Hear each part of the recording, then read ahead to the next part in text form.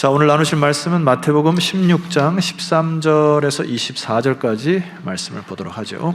예수께서 빌립보 가이사랴 지방에 이르러 제자들에게 물어 이르시되 사람들이 인자를 누구라 하느냐. 이르되 더러는 세례요한 더러는 엘리야 어떤 이는 에레미야라 선지자 중에 하나라 하리라. 이르시되 너희는 나를 누구라 하느냐.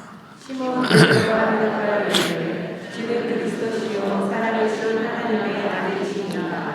예수께서 대답하여 이르시되 바요나 시몬아 내가 복이 있도다. 이를 내게 알게 하니는 혈육이 아니요 하늘에 계신 내 아버지시니라.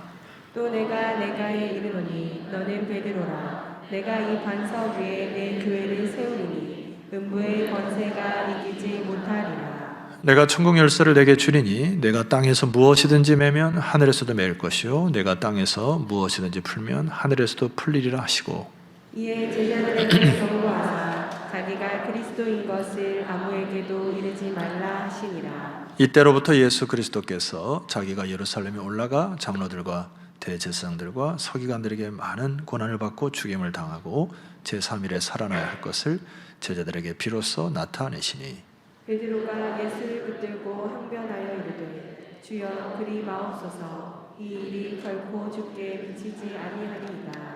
예수께서 돌이키시며 베드로에게 이르시되 사탄아 내 뒤로 물러가라. 너는 나를 넘어지게 하는 자로다. 내가 하나님의 일을 생각하지 아니하고 도리어 사람의 일을 생각하는도다 하시고, 이에 예수께서 제자들에게 이르시되 누구든지 나를 따라오려거든 자기를 부인하고 자기 십자가를 지고 나를 따를 것이니라. 우리는 지난주에 예수님이 세간에 앉으신 세리 마태를 부르시는 장면을 우리가 설교를 들었죠. 그래서 예수님께서 나를 따르라 이렇게 하셨죠. 복습하는 차원으로 이 주님께서 사용하신 아폴로데인이라고 하는 그 단어는, 아라고 하는 단어는 일치와 닮음, 그리고 켈루토스라고 하는 단어는 길, 이것이 합성어가 돼가지고 주님께서 나를 따르라 이렇게 말씀하셨죠. 이 명령은 단순히 독자자의 명령이 아니고 세리 마태에게 나와 함께 길을 가자, 나와 함께 동행하자 이렇게 부르셨다고 얘기했죠. 이 부르심은 사실 오늘 저와 여러분에게 동일한 부르심이죠. 그래서 제자라고 하는 것은 이렇게 정의할 수 있습니다. 내가 갔던 길을 멈추고 주님과 함께 새로운 길을 가고 동행하는 것이다. 한번 저를 따라해 볼까요? 내가 가는 길을 멈추고 주님과 함께 새로운 길을 가고 동행하는 것이다. 이게 이제 그리스도의 제자들이죠. 주중에 제가 읽은 책 중에 그 헤셸이라고 하는 사람이 쓴 그 누가 사람이나 중에서 이런 글이 있습니다. 한번 여러분 읽어볼까요? 우상을 믿는 것은, 시작. 우상을 믿는 것은 그러나 살아계신 하나님을 믿는 것은 일평생에 걸친 것이다. 우리는 한번 퍼져나오기 위하여 일평생 자라가야 한다. 신앙의 문제가 우상에 있다. 자, 이 화면을 잠깐 보시면서 이 우상을 섬긴다고 하는 거는 뭔가를 단숨에 이루어지고 자기가 원하는 것을 가져야 되고 자기가 원하는 목표를 이루면 그것이 다인 것으로 알고, 때로는 너무 쉽게 얻을 수 있는 부분이 있죠. 그래서 마치 산의 정상에 오르면 인생이 성공한 것처럼 그렇게 살아가고 있는데, 신앙을 이 헤셸이 정의하기를 신앙은 언제나 도상에 있다, 이런 표현이 우리가 깊이 묵상해야 될 부분이죠. 무슨 얘기냐면은 하나님이 없는 사람은 그냥 정상이 다인 것으로 알죠. 그러나 우리 하나님의 백성들은 산으로 올라가는 그 과정, 길도 주님과 함께하면 하나님의 나라요. 아멘이십니까? 정상에 설 때 하나님 주신 그 영광 속에서도 그것을 누리는 것도 우리는 하나님의 영광이다 이렇게 얘기를 하고요. 정상에서 내려오고 실패의 자락으로, 그리고 나락의 자락으로 막 떨어질 때에도, 그 세상의 관점에서 그렇게 볼 때에도 주님과 함께 있다고 하면은 거기가 하나님의 나라인 것이고, 그래서 신앙은 우리가 마칠 때까지 어디에 있다고요? 도상에 있다, 길 위에 있다. 그래서 우리가 예수 모시는 곳이 그 어디나 하늘나라, 이게 신앙이라는 얘기죠. 그런데 하나님이 없는 사람들의 인생은 좀 다르죠. 제 마음속에 사실 그 안타까움으로 자리 잡은 한 영혼이 있는데, 그 분이 제 큰 삼촌입니다. 외삼촌. 저랑은 너무 갭이 컸고 어렸을 때 외삼촌하고의 어떤 그 복음의 접촉점이 없었기 때문에 외삼촌이 사랑하는 아내와 사별을 하고서 인생을 한탄하면서 그렇게 살다가 가셨습니다. 그래서 제가 이제 뽕짝이 잘 들리거든요. 뽕짝을 잘 들린 이유는 어렸을 때 계속 그거를 이제 들었기 때문에 들리는 거죠. 그래서 선포해 봅니다. 믿음은 들음에서 난다. 뭘 듣느냐에 따라서 이게 인생이 달라진단 말이에요. 그래서 우리 삼촌이 불렀던 그 자락이 아직까지도 이게 막걸리 하면서 이제 젓가락을 두들기면서 그 신세 한탄했던 것이 아직도 귀에 쟁쟁합니다. 그래서 제가 그때 불렀던 거를 인터넷에 찾아봤어요. 도대체 제목이 뭐냐? 그래가지고 주중에 찾아봤더니 백년설 시의 나그네 서름이라고 하는 가요더라고요. 이게 처음에 이게 구성지게 불러요. 오늘도 맞죠? 네. 거기까지. 근데 이게 가사가 이런 거거든요. 오늘도 걷는다마는 정처 없는 이 발길, 지나온 자중마다 눈물 고였다. 선창가 고동소리 냇님이 그리워도 나그네 흐를 길은 한이 없어라. 이게 한을 가지고 살아가시더라고요. 근데 제가 지금 두 가지 길을 여러분에게 소개했단 말입니다. 앞에 길은 내리막길이고 때로는 힘든 길이고 좁은 길일지라도 주님과 함께 동행하니까 이 길 끝에 계신 주님의 영광스러운 그 나라를 맞게 되니까 소망의 길이죠. 근데 이 뒤에 길은 너무 넓은 길이죠. 그냥 원하는 대로 술 마시고 그냥 원하는 대로 즐거움 살아가고 그렇게 살다가 전도서의 기자, 요즘에 우리가 묵상하듯이 헤벨이죠. 헛된 것이죠. 잡으려고 하는데 잡히는 게 없고 인생은 늙어가는데 내가 남겨놓은 것이 없고 하다 보니까 그냥 허탈 속에서 살아가는 길이죠. 예수님은 그렇게 허탈하게 살아가는 인생들에게 찾아오신 것이죠. 그래서 너의 길을 멈추고 의의 길, 진리의 길을 가라고 제자들을 부르신 것입니다. 그래서 예수님이 오늘 이 제자들을 부르시는 장면 속에서도 우리가 교훈을 받아야 될 것은 13절 말씀 보니까 예수께서 이들을 어디라 데려가셨습니까? 빌립보 가이사랴 지방으로 제자들을 데려가셨죠. 자, 예수님이 3년의 공생애를 살면서 시간을 쪼개면서 사셨을 겁니다. 그러니까 여기 빌립보 가이사랴 지방에도 어떤 의도가 있었기 때문에 제자들을 데려가 왔을 것이다. 그렇게 믿어지지 않습니까? 그래서 이 제자들을 데리고 여기까지 왔죠. 왜 이곳에 데리고 왔냐 말입니다. 여기 그 가이사랴 빌립보 이런 표현을 통해서 우리가 좀 힌트를 얻을 수 있는 것은 예전에 그 가이사 아구스도가 헤롯 대왕이라고 하는 사람에게 이 지역을 줬단 말입니다. 그런데 그 후에 헤롯의 아들 헤롯 빌립이라는 사람이 이 땅을 받아가지고 이 땅의 이름을 황제 이름을 따서 가이사랴, 시저 이런 단어를 썼고 자기 이름을 따라서 빌립이라는 단어를 써서 가이사랴 빌립보라는 이름이 탄생된 것이죠. 그래서 이 지역은 굉장히 이제 물이 많은 수원지로 알려져 있습니다. 제가 이제 그거를 이제 설명을 잠깐 드릴 텐데 화면을 보시면 이게 이제 그 헐몬산이라고 하는 것 아시죠? 그 이스라엘 지도로 하면 저 북쪽에 헐몬산의 이슬이 이런 표현이 있잖아요. 그래서 헐몬산이 석회암으로 이루어졌기 때문에 물을 흡수해 가지고 그 물이 흡수해서 터져 나오는 첫 번째 곳이 바로 이 가이사랴 빌립보 지방입니다. 그래서 저런 샘들이 많이 있다고 그렇게 얘기를 해요. 우리나라로 표현하면은 뭐 소양강이나 팔당 정도 되겠죠. 물이 많은 곳, 양수리 이 정도에 있어서 수도권에 물을 공급하는 곳, 바로 여기 가이사랴 빌립보 지역이었단 말입니다. 그런데 헤롯 빌립이라는 사람이 여기에 이제 신전을 2개를 세워요. 요단강의 수원지라고 하는 그 다산의 상징이 판신이라고 하는데 사람의 상체와 염소의 하체를 가리키는 이 판신을 만들어요. 그래서 저 손에 뭘 들고 있냐면 이 나무로 만든 플룻인데 저 플룻의 악기로 여인들과 동물들을 꼬실레이션을 해가지고 성적인 타락으로 난잡한 성관계를 맺고 거기서 제2를 지난 다음에 제2 지난 후에 난잡한 성관계를 맺어서 인생의 쾌락의 끝판왕으로 몰아가는 것이 바로 이 가이사랴 빌립보 지역이었고, 이게 이제 판신의 얼굴인데요. 참 허망하죠. 저런 곳에 가서 절을 하고 하니까 말이에요. 그런데 이게 욕정에 끌리다 보니까 우상을 섬기게 되는 거죠. 두 번째, 빌립 신전을 만듭니다. 그러니까 사람들로 하여금 권력의 길에 맛을 들이게 한 거죠. 그래서 한 자리를 원하려고 많은 사람들이 가이사랴 빌립보나 로마에 모여가지고 쾌락의 길, 권력의 길을 하게끔 만들었죠. 그래서 다음 그림 보시게 되면은 이게 이제 판신전과 빌립 신전인데 지금은 이제 다 무너졌고요. 저거를 이제 복원을 해가지고 그림을 그린 장면인데 왼쪽이 판신전이고 가운데가 빌립 신전이라고 합니다.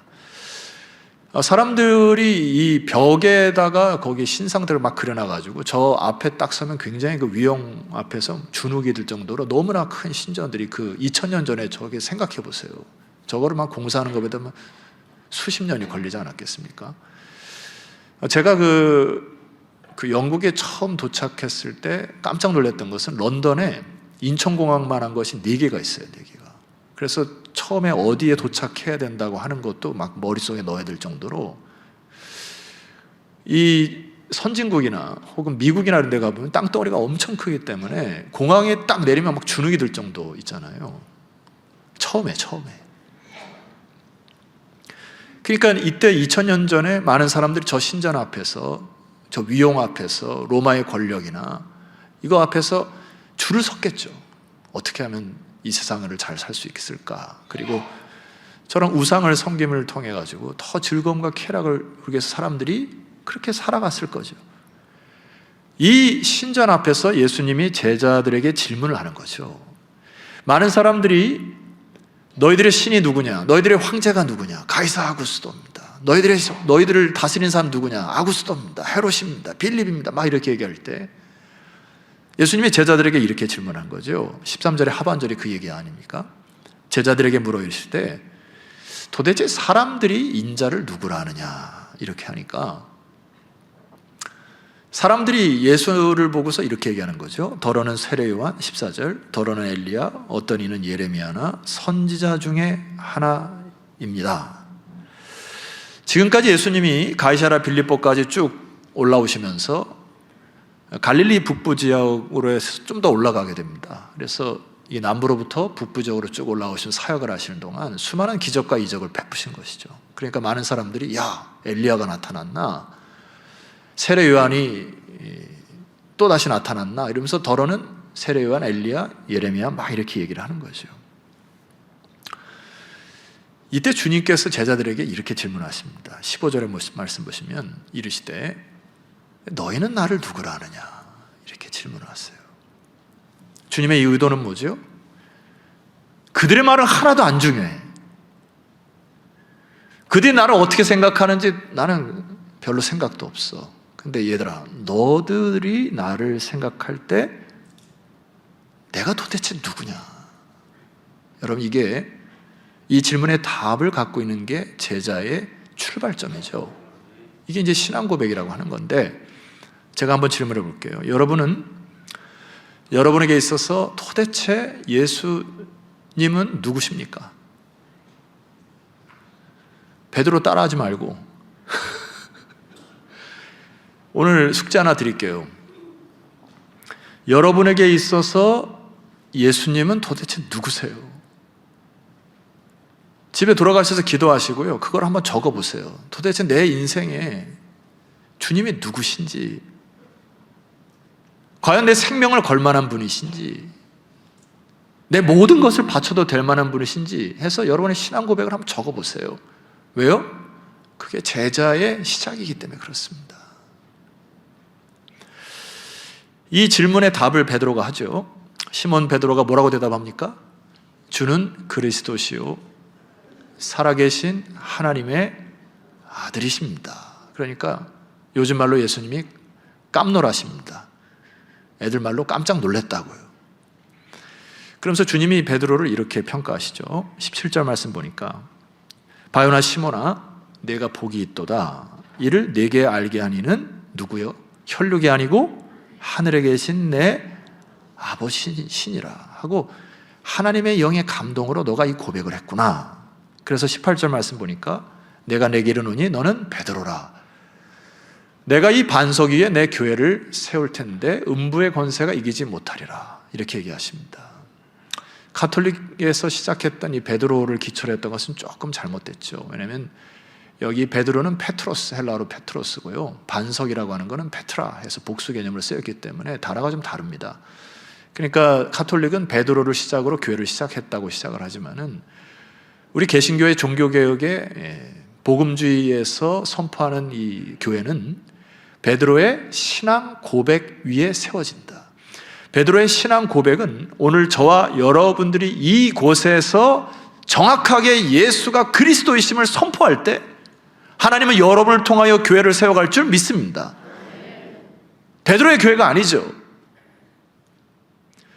바로 세상에서 우상을 섬기고 황제를 섬기고 세상의 권력을 섬기는 곳에서 내가 정확히 나의 주, 나의 생명의 주인이신 그리스도를 선포하는 그곳에 교회가 시작되는 것이고, 여러분들이 주님의 교회의 몸임을 고백하시기를 주님으로 축원합니다. 그래서 여러분 숙제 내드렸죠? 오늘 집에 가셔서 정확하게 여러분에 있어서 주님이 누구신지 정확한 시간한 고백이 다시 회복되기를 주의 이름으로 축원합니다. 예수님께서 베드로의 고백을 들으시고 결단을 하면서 얘기를 하십니다. 이게 21절이 굉장히 중요한 구절인데요. 우리 21절을 함께 선포해 보겠습니다. 시작. 이때로부터 예수 그리스도께서 자기가 예루살렘에 올라가 장로들과 대제사장들과 서기관들에게 많은 고난을 받고 죽임을 당하고 제3일에 살아나야 할 것을 제자들에게 비로소 나타내시니. 예, 볼펜을 갖고 계신 분들은 두 군데를 좀 밑줄을 걷으면 좋겠는데, 첫 번째는 이때로부터라고 하는 거하고 두 번째는 비로소 이 부분입니다. 이때로부터, 이게 어떤 의미죠? 예수님이 기다리셨다가 이제부터 하나님의 나라와 제자에 대하여 정확히 말씀하기를 원하셨다. 축구로 예를 들자면은 예수님이 지금 전반전을 끝나시고 후반전으로 시작하시는 반환점에 온 것이다. 제자의 길이, 지금까지는 예수님께서 여기 가이사랴 빌립보까지 오시면서 수많은 기적과 이적과 표적을 행하셨죠. 그러니까 제자들이 따라다니면서 어깨가 어떻게 될까요? 으쓱한 거죠. 어깨에 뽕 들어간 거죠. 내가 모시는 이분이 이만한 기적과 이적을 행하시는 새로운 리더, 정치적인 리더, 예수님, 예수님 막 그러고 따라다닐 거란 말이에요.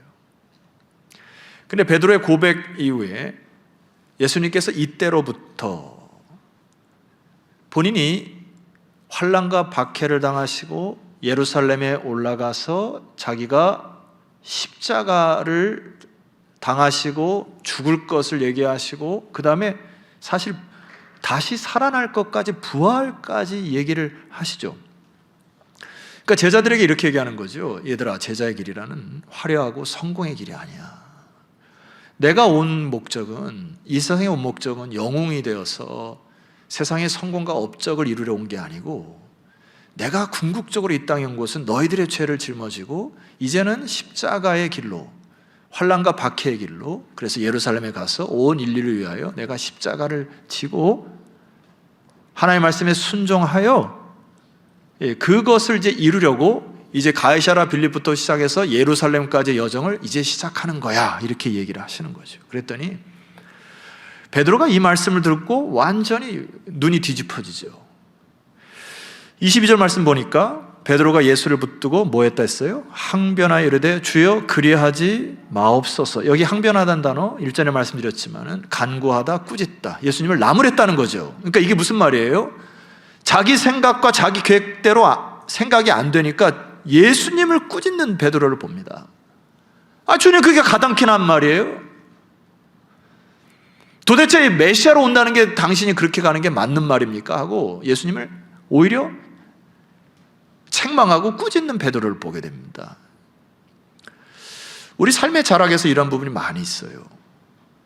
예수님이 뭐라고 얘기하시냐면은 23절 보세요. 베드로에게 말씀하십니다. 사탄아, 내 뒤로 물러가라. 너는 나를 뭐하는 자로다? 넘어지게 하는 자로다. 여기 넘어지게 하는 자로의 헬라어 성경을 보면 여기 스칸달이라는 단어가 써있는데 걸림돌입니다. 그러니까 너의 생각과 너의 언변과 너의 행동이 나를 걸려 넘어지게 하는 자구나. 내가 하나님의 일을 생각하지 아니하고 도리어 사람의 일을 생각하는구나. 여러분, 이 말씀에 귀를 기울여야죠. 우리 인간도 얼마든지 이렇게 할 수 있다는 이야기입니다. 신앙 고백을, 예수님을 신앙 고백, 자기의 구세주로 고백을 하고 내가 주애를 감당하는데, 야, 좋을 때는 막 따봉하고, 야, 잘한다, 막 칭찬한다, 막 이러다가 조금만 실수하거나 마음에 들지 않으면 저 사람 저거 이렇게 하면서 막 뒤에서 뒷담화를 하고 막 끄집어내리고 막, 그렇지 않아요? 조심하셔야 된단 말이에요. 사람의 생각으로 하나님의 생각을 걸림돌 하는 것이 우리에게 정말 조심해야 되는 부분이죠. 여러분, 이런 부분에서 아멘 하셔야죠. 하나님의 영광에 우리가 모였는데 주의 일 기도해보지도 아니하고 하나님 앞에 무릎 꿇지도 아니하고 자기의 생각대로 막 하려다 보니까 수많은 갈등의 요소들이 있지 않아요? 그래서 예수님께서 제자들에게 제자의 길에 대해서 두 가지로 말씀하십니다. 여러분 기억하세요. 집에 가서 오늘 숙제 다시 한번 하는 거 꼭 기억하시고, 여러분 신앙 고백은 출발점이에요. 그건 출발점. 제자의 길, 주님과 동행할 때 주님이 부탁하는 두 가지 메시지가 있습니다. 자, 그 부분을 24절을 한번 선포해 보겠습니다. 시작. 예수께서 제자들에게 이르시되 누구든지 나를 따라오려거든 자기를 부인하고 자기 십자가를 지고 나를 따를 것이니라. 주님께서 제자들과 오늘 서울반석회 성도들에게 이렇게 부탁하십니다. 먼저 너를 부인해야 한다. 주님과 동행할 때 자기를 부인한다. 베드로가 주님을 영접하고 제자가 되었지만 여전히 옛자가 남아있음을 보게 됩니다. 사도 바울도 이 부분을 얘기해요. 여러분 잘 들으세요. 예수를 믿는다고 해서 모든 것이 하나님의 영의 감동대로 선택하고 판단하는 게 아니죠. 사도 바울이 두 마음이 계속 싸운다 그랬어요. 이것은 아마 주님의 재림주를 만날 때까지 여러분들이 씨름해야 될 부분이죠. 이것을 사도 바울이 옛자라고 표현하죠. 옛사람. 에베소 4장 20절 말씀 보니까 오직 너희는 그리스도를 그같이 배우지 아니하느니라. 21절 보세요. 진리가 예수 안에 있는 것 같이 너희가 참으로 그에게서 뭐하고? 듣고. 잘 따라오셔야 됩니다. 그 안에서 가르침을 뭐하라고요? 받았을진데. 자, 이 듣고 받은 것이 새롭게 되는 건데 뭐가 새롭게 될 거냐면은 22절 너희는 유혹의 욕심을 따라 썩어져가는 구습을 따르는 옛사람을 파괴하고 벗어버릴 수 있는 비결이 듣고 가르침을 받을 때에 벗을 수 있다는 얘기예요. 그래서 다른 성경에 보면 허망한 욕심을 따라 살아간다. 여러분 요즘 정치 행보를 보면 어떻습니까? 속이 좀 뒤집어지지 않아요? 사실 제가 기대했던 정치가들이 몇 분이 계세요. 그래서 제가 그를 위해서 중보합니다. 근데 이상하리만큼 말입니다. 1선이 재선이 되고 3선이 되면은 초심을 잃어버린 분들이 많아요. 그리스도인일지라도. 내가 예수를 믿었지만은 썩어져가는 구습을 따르는 순간 이미 변질된단 말이에요. 이게 얼마나 위험한지 모릅니다. 우리 교회 가끔 뭐 간증자도 오시고 뭐 찬양 사역자도 오시고 하는데 제 기억상으로 어느 분은 제가 다시는 모시고 싶지 않다 하는 분이 있어요. 아니 여기 왔는데 그냥 세상 노래 부르듯이 막 기교를 부리다가 가버렸어요. 전혀 뭐 은혜도 안 되고 누구라고는 얘기 안 할 거예요. 그분이 다시 뭐 하나님의 은혜 속에서 충만할 수 있는데 인기에 따라 영업을 하니까 연예인들도 하나님을 믿는다고 하지만 자기의 인기가 올라가면서 점점 어떤 그 재물이나 이런 것에 향락에 빠져서 순수함을 잃어버리는 안타까움의 모습을 많이 보지 않습니까? 우리들은 어때요? 저 여러분 어떻습니까? 썩어져가는 구습을 따르는 옛사람이라고 하는 것은 그냥 대표적으로 얘기하면 철저히 이기적인 사람은 된단 말이에요. 조금 더 쉽게 설명드릴까요? 사람이 좁아진다고요. 댕이댕이 밴댕이가 된다고요. 그냥 자기 생각에 조금만 하면 막 욱하고 뭐 어쩌고 저쩌고 하고 막 이게 철저히 좁아진다고. 이게 자기는 몰라요. 썩어져가는 구습을 줬는 옛사람은 이게 펼치지 않으면 이게 옹졸한 인생을 살게 된다고요. 그래서 주님께서 너 자신을 부인하라 한 것이죠. 부인해라. 부인하는 방법 중에 에베소 4장 23절 사도 바울이 이렇게 권면합니다. 23절 오직 너희의 심령이 뭐하게 돼요? 새롭게 돼요. 24절 하나님을 따라 의와 진리의 거룩함으로 지으심을 받은 새 사람을 뭐하라고요? 입으라고요. 여기 새 사람을 입으라고 하는 시제가 있는데 이 시제는 우리 한국 문법에 없는 시제인데 이거는 계속 반복적인 것으로 쓰이는 시제입니다. 그러니까 새 사람 입는 것은 한 번으로 끝나는 게 아니라 계속해서 옛사람 벗어버리고 새 사람을 입고 옛 마음을 벗어버리고 새 마음을 입고 어디에서요? 예배 드릴 때. 여러분 그래서 우리가 예배를 목숨처럼 사셔야 될 것이 무엇입니까? 여러분이 168시간 동안 인생을 살아가는 동안에 내 마음을 정리하고 내 마음에 있는 악함을 뿌리 뽑고 할 수 있는 게 이 예배 시간밖에 없어요. 그러니까 이 예배 시간에 와서 여러분 왜 나오셨어요? 옛사람을 벗어버리기 위해서 나오신 거 아닙니까? 옛사람을 여기서 성령께서 여러분께 부으셔가지고 하나의 은혜가 채워질 때 빨리 하나님의 영에 감동되어 새 마음을 달라고 기도하는 여러분 되시기를 소망합니다. 그래서 예배 시간에는 자기의 경험을 버리시는 거예요. 자기의 계획을 버리시는 겁니다. 자기의 생각을 버리셔야 돼요. 그리고 자기의 확신을 버리시다. 어떻게 여러분 확신합니까? 어떤 일이 있어요. 100% 여러분들이 맞다고 어떻게 확신하세요? 그것도 사실 곤란하죠. 자기를 자꾸 부인하는 장면이 예배가 되면은 우리의 좁아진 마음이 어떻게 돼요? 넓어집니다. 넉넉하게 살아갑시다. 넉넉하게 사람을 품고 좋은 거 봐주고 칭찬해주고 그렇게 살다가도 세월 부족하잖아요. 자기를 부인하는 여러분 되었으면 좋겠습니다. 그 다음에 주님께서 두 번째 얘기하세요. 자기 십자가를 지라고 얘기하십니다. 다시 한번 결론을 말씀드립니다. 예수님 이 땅에 오셔서 이적과 기적을 베풀어서 영웅되려고 하는 것이 목적이 아니었습니다. 이 땅에 오신 목적은 가이사랴 빌립보까지 수많은 기적과 이적을 통하여 사람들에게 소망과 행복을 주었지만은 궁극적인 목적은 이제 가이사랴 빌립보에서 내려오면서 예루살렘을 향하여 십자가를 지시고 죽으시고 겸손하시고 낮아지셔서 아버지의 뜻에 철저히 순종하려고 오신 게 예수님이세요.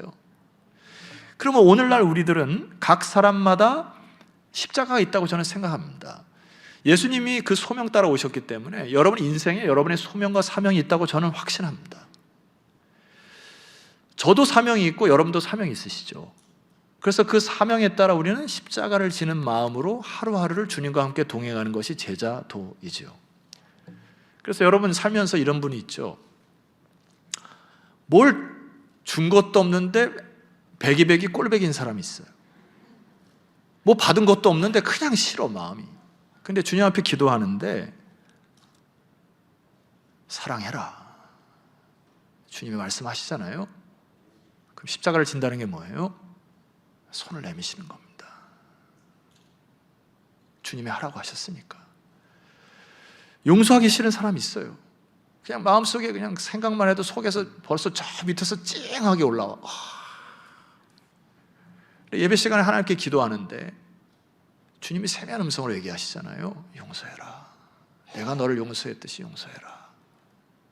그럼 제자들은 뭐 해야 돼요? 순종하는 거죠. 하나님, 내 인간의 욕정은 용서하기 싫지만은 주님의 말씀에 따라 용서하겠습니다. 구르네 시몬이 길을 가다가 구경하다가 억지로 십자가를 지는 장면이 보입니다.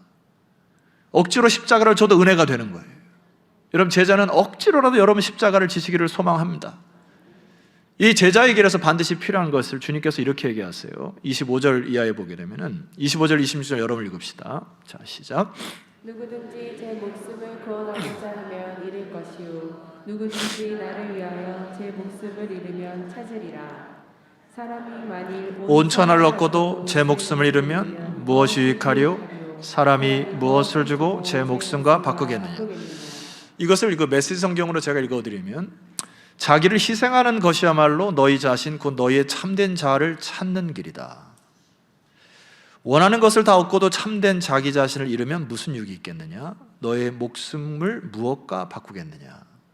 제자의 길이라고 하는 것은 자신의 목숨을 내어놓기까지 그런 마음과 자세가 될 때 비로소 진정한 자아를 찾는다. 이게 주님이 말씀하시죠. 내가 자아를 죽인다, 십자가를 진다라고 할 때 이게 무슨 말일까요? 사도 바울은 갈라디아서 2장 20절, 우리가 암송하는 말씀인데 한번 암송하고 제가 결론을 드리겠습니다. 내가 그리스도와 함께, 시작. 내가 그리스도와 함께 십자가에 못 박혔나니 그런즉 이제는 내가 사는 것이 아니요 오직 내 안에 그리스도께서 사시는 것이라. 이제 내가 육체 가운데 사는 것은 나를 사랑하사 나를 위하여 자기 자신을 버리신 하나님의 아들을 믿는 믿음 안에서 사는 것이니라. 세 가지 흐름이 있습니다. 첫 번째, 내가 죽어야. 두 번째, 그리스도께서 와서 사신다. 그리스도께서 사시는 것은 바로 믿음으로 살아갈 수 있는 제자의 삶으로 가는 것이에요. 여러분의 옛 자아가 살면 주님의 영이 거하기가 어렵습니다. 그래서 우리는 자기의 십자가를 지고 자기를 부인하고 주님이 내 안에 사는 놀라운 축복의 인생을 사는 거죠. 우리들은 C.S. 루이스가 쓴 책 중에 그 글 가운데 절벽 아래의 집이라고 하는 내용이 있습니다. 어떤 사람이 머릿속에 한번 그림을 그려보세요. 절벽 아래에 저 밑에 집이 있습니다. 그러니까 이제 C.S. 루이스가 뭘 얘기하냐면은 우리 인간이 이제 나의 집을 떠나서 저 하나님의 집을 가려고 하는 거예요. 어떻게 갈 수 있습니까? 절벽 아래서 샥! 팍! 들어갈 수 있어요? 죽습니다. C.S. 루이스가 뭘 얘기하는 거죠? 이 집은 절벽 아래에 있기에 곧바로 갈 수가 없다는 것입니다. 이 집을 가려고 하면은 산등성이를 돌아서 서서히 자기 집과 멀어지는 때 갈 수 있어요. 세상의 욕망의 집, 내가 원하는 성공 목표와 서서히 멀어질 때 비로소 하나님의 집에 갈 수 있는 것이죠. 멀어질 때. 두 번째, 빨리 가는 것이 중요한 것이 아니라 바르게 가는 것이 중요한 지혜가 있는 것입니다. 바르게 그 길을 따라서 돌고 돌아서 때로 좁은 길, 험한 길, 어려운 길일지라도 이 길 끝에 하나님의 집이 있으니 순례자는 그 길을 따라 좁고 험한 길을 가는 것입니다. 할렐루야. 돌아가는 것이 늦게 보여도 그것이 가장 빠른 길을 알고 세상 사람들은 점프를 하고 나가지만 우리는 돌고 돌고 험악한 그 길을 따라서 주님과 동행하여서 절벽 아래에 가까이 가고 비로소 하나님의 집에 당도할 때까지 포기하지 않은 것이 제자의 길인 것입니다. 그래서 제자로 살아갈 때 삶이 어렵죠. 마음이 부대끼고 힘들죠. 정상입니다. 점프하면 죽어요. 돌고 돌아서 산등성이 때로는 좁은 길, 어려운 길 가다 보면 하나님 집에 당도할 것입니다. 우리는 그러면 이 땅을 살아갈 때 어떻게 하며 살아갈까? 마지막 한 구절 선포하고 여러분에게 설교를 좀 마감할까 합니다. 빌립보서 2장 5절에 사도 바울이 빌립보 교인들과 우리 반석 교인들이 이렇게 얘기를 해요. 자, 한번 선포해 볼까요? 시작. 내 안에 이 마음을 품으라. 곧 그리스도 예수의 마음이니. 이 마음이라고 하는 단어는 제가 보니까 한 10대분이 지금 마음이 굉장히 힘드시네요. 얼굴이 좀 어두우신데 이 마음이라고 하는 것은 단순히 나의 정적인 마음을 뜻하는 게 아니고요. 기분도 아닙니다. 그러니까 내가 기분을 막 바꾸려고 하는 게 아니에요. 금요일날 오셨던 장경철 교수님이 저에게 이제 책을 하나 주고 가셨는데 제가 어제 이제 그 책을 쭉 읽다가 이 부분이 굉장히 도전이 됐는데 그 책에서 이제 뭐라고 표현하냐면은 이 마음이라고 하는 것은 영어 단어의 disposition이다 이렇게 표현하는데 이것은 성향이라는 단어입니다. 그러니까 그리스도의 성향을 품어라. 이게 헬라어의 원어의 정확한 의미인 것이 제가 이제 동의가 돼서 여러분께 설명을 드립니다. 좀 설명을 들어볼게요. 질문해 보겠습니다. 파도는 어떤 성향을 가지고 있습니까? 예? 여러분이 스톱 하면 씁니까? 안 써요. 파도는 계속해서 몰아치고 빠지고 몰아치는 성향을 가지고 있다. 나무는요? 나무 우리가 씨앗을 뿌리고 물 주면 나무는 햇볕을 받아서 잘 자라는 가지를 올리고 열매를 맺고 꽃을 피는 성향이 있다. 우리의 육체의 성향은 본질적으로 타락한 자아의 성향은 어떻습니까? 우리의 본질적인 타락의 성향은 늘 부정적이죠. 탐욕적이죠. 경쟁적이죠. 비교하죠. 그리고 혼자 놔두면 어둠의 자식이죠. 나는 원래 이런 사람이야. 나 내버려둬. 그렇게 살아가죠. 안 그렇습니까? 근데 예수 그리스도의 마음이 들어오게 되면 인생이 달라지는 거죠. 성향이 달라진다는 얘기입니다. 우리 안에 예수 그리스도의 성향을 품으시라는 얘기죠. 예수 그리스도의 마음, 성향이 어떤 것입니까? 제가 이 말씀을 묵상하다가 딱 하나가 떠오르더라고요. 말라기서 4장 2절에 보니까 이 부분을 함께 크게 선포합니다. 시작. 내 이름을 경외하는 너에게는 공의로운 해가 떠올라서 치료하는 광선을 비추리니 너희가 나가서 외양간에서 나온 송아지같이 뛰리라. 할렐루야. 하나님을 경외하는 너에게 하나님의 의로운 해같이 떠오르겠다는 얘기죠. 하나님의 성향이 뭐지요? 의로운 해라는 얘기입니다. 하나님은 불덩어리시라는 것이고, 하나님 속성은 의로움 덩어리시라는 것이고, 하나님은 따사로움의 덩어리시라는 거. 아멘이 안 나와서 발이 꼬이고 있습니다. 하나님은 은혜 덩어리시라는 것이고, 하나님은 소망 덩어리시라는 것이고, 하나님은 빛 덩어리시라는 거예요. 그러니까 나의 성향대로 살아가면 나는 그냥 죽을 맛으로 사는 거예요. 나는 원래 이런 사람이고 어렵고 힘들고 살아. 내 안에 예수 그리스도의 성향을 품으라고 하는 게 뭐예요? 하나님과 가까이 갈 때 비로소 소망이 절망을 몰아내는 것이죠. 은혜 덩어리가 나에게 오니까 뜨거운 거죠. 빛으로 오시니까 어둠이 물러나는 것이고요. 그러니까 우리가 제자의 길을 사는 게 뭡니까? 그분과 가까이, 늘 그분과 동행할 때 여러분의 부정적인 언어가 바뀔 줄 믿습니다. 그래서 우리는 그렇게 사는 거예요. 주님께서 여러분을 제자로 부르셨음을 믿습니까? 영광스러운 주님의 나라 곧 도래할 것입니다. 이 길이 비록 험악하고 어려울지라도 나의 집을 떠나 하나님의 집으로 걸어가는 순례자가 되어주시기를 부탁합니다. 이 시간 결단하는 마음으로 하나님, 나의 소명과 사명에 따라 나를 부인하고 십자가를 지고 주를 따라가겠나이다 결단하는 이 시간 되기를 소망하면서 함께 기도하며 나아갑니다. 기도합시다.